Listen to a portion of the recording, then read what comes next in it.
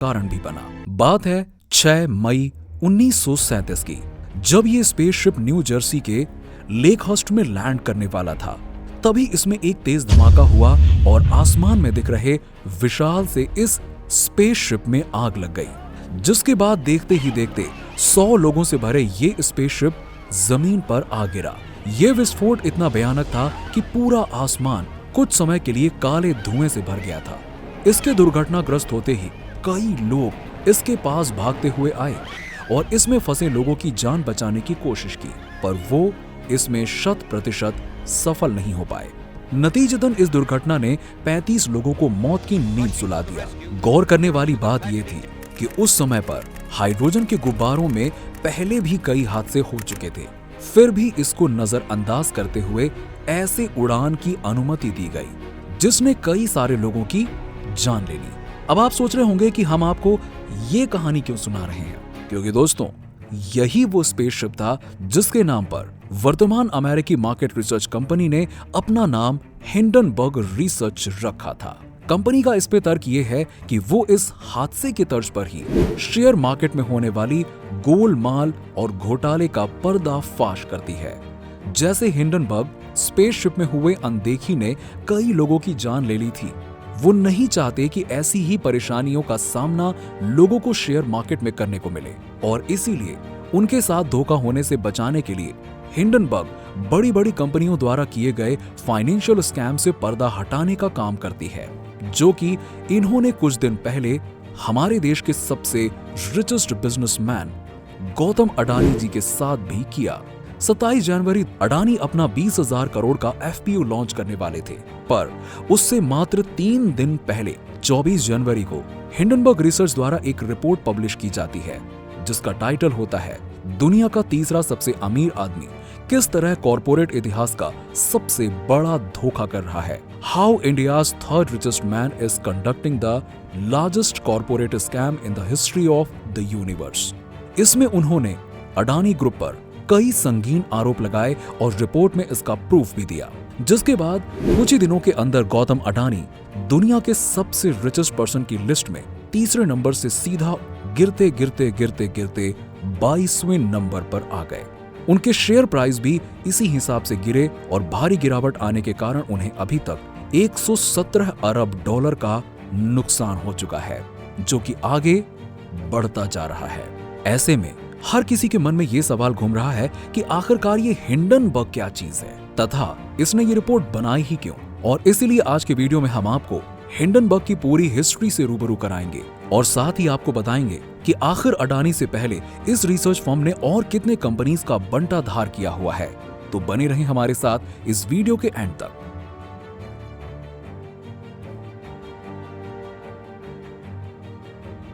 दोस्तों, इस कहानी की शुरुआत होती है नाथन एंडरसन नाम के एक शख्स से, जो अमेरिका के नेटिकट यूनिवर्सिटी से इंटरनेशनल बिजनेस विषय में ग्रेजुएशन पूरी करता है और फिर एक आम इंसान की तरह नौकरी की तलाश में जुट जाता है और जल्द ही उसे एक रिसर्च फर्म में जॉब मिल जाती है, जहां उसे पैसों के इन्वेस्टमेंट से जुड़े मैनेजमेंट को काम संभालने का मौका दिया जाता है। इस जॉब को करते करते नाथन को डेटा और शेयर मार्केट की बारीकियों का पता लगता है और साथ ही उसे ये भी समझ आता है कि शेयर मार्केट ही बड़े बड़े पूंजीपतियों का मुख्य अड्डा है और यहाँ होने वाले कई एक्टिविटीज आम लोगों के समझ के बिल्कुल अलग है और बाहर है, जिसकी वजह से अगर कोई कंपनी पब्लिक के साथ कोई धोखा या स्कैम भी करती है तो उन्हें इनकी भनक तक नहीं लगेगी। और यहीं पर नाथन के दिमाग की बत्ती जलती है और साल 2017 में वो हिंडनबर्ग नाम से अपनी रिसर्च कंपनी की शुरुआत करता है। इस कंपनी को बनाने का नाथन का मुख्य उद्देश्य था शेयर मार्केट, इक्विटी, क्रेडिट और डेरिवेटिव्स पर रिसर्च करके ये पता करना कि कहीं शेयर मार्केट में किसी कंपनी के द्वारा पैसों की हेरफेर तो नहीं हो रही या फिर कंपनियां अपने फायदे के लिए अकाउंट मिसमैनेज तो नहीं कर रही हैं। और जब उन्हें ऐसी कोई कंपनी का पता लगता है तो वो इस पे अपनी एक डिटेल्ड रिपोर्ट तैयार करते हैं, जिसके लिए वो बहुत सारे सीक्रेट इन्वेस्टिगेशंस कंडक्ट करते हैं और खुफिया सूत्रों से मिली जानकारी को भी अपने रिपोर्ट का आधार बनाते हैं। रिपोर्ट विस्तृत तौर पर तैयार होने के बाद हिंडनबर्ग इसे आम जनता के सामने पब्लिश करती है, जिससे उस कंपनी को भारी नुकसान का सामना करना पड़ता है। पर अब आप सोच रहे होंगे कि आखिरकार ये सब करके हिंडनबर्ग रिसर्च को क्या फायदा होता है, या फिर वो ये काम बस समाज सेवा के लिए करती है? तो दोस्तों आपको बता दें, ऐसा बिल्कुल नहीं है। आखिरकार इस दुनिया में बिना पैसे के कौन समाज सेवा करता है? ये कोई नॉन प्रॉफिट ऑर्गेनाइजेशन तो है नहीं, बल्कि शेयर मार्केट में स्टॉक्स के शॉर्ट सेलिंग का बिजनेस करते हैं। अब ये शॉर्ट सेलिंग क्या होता है, आइए इसको सरल भाषा में समझाते हैं। सामान्यतः शेयर मार्केट में लोग शेयर परचेज करने के बाद उसे ज्यादा दामों में बेच के प्रॉफिट बनाते हैं, पर शॉर्ट सेलिंग इसके बिल्कुल उलट होता है। यहाँ पर लोग शेयर प्राइस कम होने पर प्रॉफिट कमाते हैं। इसे ऐसे समझते हैं, मान लीजिए आपने किसी ब्रोकर से किसी एक कंपनी के शेयर्स उधार लिए हैं। तब इस कंपनी के शेयर प्राइस 100 रुपए थी और आपने 2000 रुपए में इस कंपनी के 20 शेयर्स लिए थे। इसके बाद आपने कुछ ऐसी अफवाह मार्केट में उड़ा दी जिससे कि उस कंपनी की इमेज अचानक से मार्केट में बुरी तरह से खराब हो गई और नतीजतन उनके शेयर प्राइस में 50 रुपए का फॉल आ गया, यानी कि उसका मूल्य आधा हो गया। जिसके बाद आपने फिर वही 20 शेयर 50 रुपए के हिसाब से 1000 रुपए में ही परचेज कर लिए। अब इस प्रकार आपने 1000 रुपए का प्रॉफिट बना लिया। अब चूंकि ये शेयर आपने कर्जे में लिया था, इसीलिए आपने ये शेयर्स वापस कर्जा देने वाले को दे दिया और फाइनली 1000 रुपए का मुनाफा बना लिया। इसे ही शेयर मार्केट की दुनिया में शॉर्ट पोजीशन लेना कहते हैं। नाथन एंडरसन की कंपनी ने अडानी ग्रुप की कंपनी पर यही शॉर्ट पोजीशन का दांव खेला, जिसमें उन्होंने अपने 2 साल के रिसर्च को आधार बनाया। इस रिपोर्ट में उन्होंने अडानी ग्रुप ऑफ कंपनीज पर 3 बड़े आरोप लगाए। नंबर 1, अडानी ग्रुप की कंपनियों के शेयर्स की कीमत उसी सेक्टर में बिजनेस करने वाली दूसरी कंपनियों के रिस्पेक्ट में 85% अधिक है।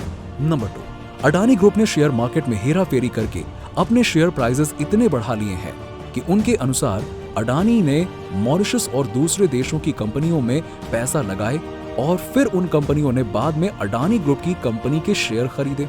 अब चूंकि विदेशी कंपनियां अडानी के शेयर्स खरीद रही थी, तो लोगों का इस पे भरोसा बढ़ता गया और उनके बीच शेयर्स की मांग बढ़ती गई, जिसने शेयर प्राइसेस को इतनी ऊंचाई पर लाकर रख दिया।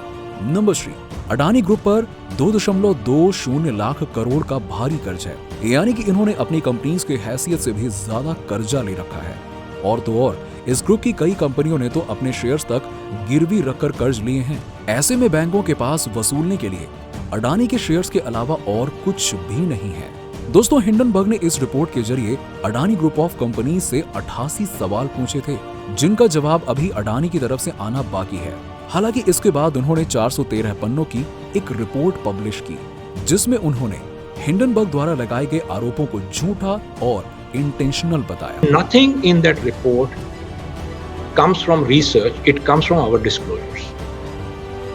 Secondly, documentary evidence we provide that they have misrepresented at best and misrepresented facts.